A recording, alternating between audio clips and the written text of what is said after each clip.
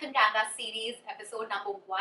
If you're someone who's aspiring to come to Canada and are confused, have a lot of questions in your mind, and you are searching the internet like a shark looking for food, then you've come to the right channel and the right video. Because in this series, I talk all about Canada, and especially if you're thinking of coming as a student. I am an international student and I am in Toronto, Canada right now. Today's topic, I'm going to be starting with an episode 1. I want to go from scratch, like literally you have no idea what you're doing and you are just thinking about it. It's a seed in your head and you are wondering whether it's worth it, what are the costs if I think about it, what do I really want to do going to Canada, stuff like that, where to begin. That's what today's topic is going to be, and each week I'm going to upload one video and share a progressive topic that's going to be sort of like the next episode or the next chapter in the Life in Canada series. So this is my journey, you don't have to follow it exactly, but you can definitely take a few points that you find interesting and move ahead with your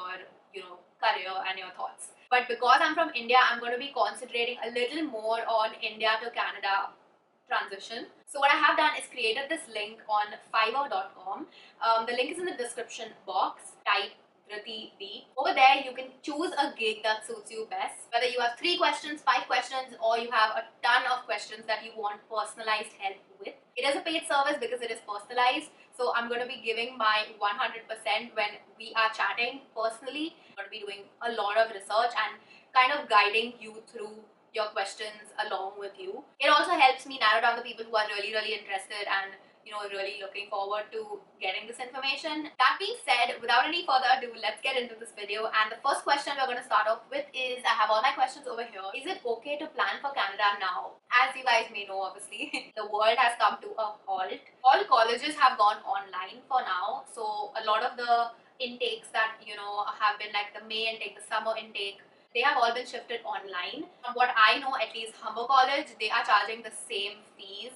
So I find that really unfair because you're paying for labs, you're paying for so many other things, and the fees it's really expensive. Also, because everything is shut down, if you're planning to come here and work, that is just not a good idea right now. And living can be really expensive if you're not, earning, or you don't have money coming back from home a lot.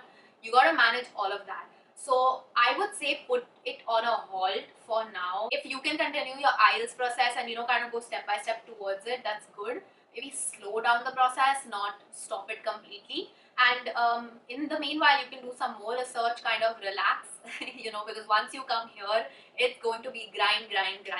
So coming here right now would just put you in a really expensive situation. My opinion of if people should pursue Canada, like people say coming abroad is like, the lifestyle is better and stuff like that. Definitely, I have to give it to that because the way Canada has handled the pandemic, I am like so impressed. They have treated everybody like an equal. Whether you're an international student, whether you're a Canadian, it doesn't matter. Everybody has been treated equal during this pandemic. If you're stuck, if you don't have money, the government is providing money if you're eligible, and it's just there's no discrimination like only Canadians will get the money. If you're a driven person and you want to take control of your own life and kind of take control of your future to make it better, this is the best place to start in my opinion. There's a balance of so many things, so I personally, from my personal experience, I would say no regrets. Canada is absolutely worth pursuing if you think you have the mental strength to stick through the difficult parts and kind of put the hard work in. Is Canada safe? It depends on the area you're living. A lot of areas are shady even over here. There are a lot of crimes that happen. So if you're living somewhere like downtown Toronto, it's comparatively safer to maybe like Etobicoke from what I see on the news. Obviously, like 20 something years of my life in India, no one broke into my house, but someone broke into my house 4 months within the time that I came to Canada.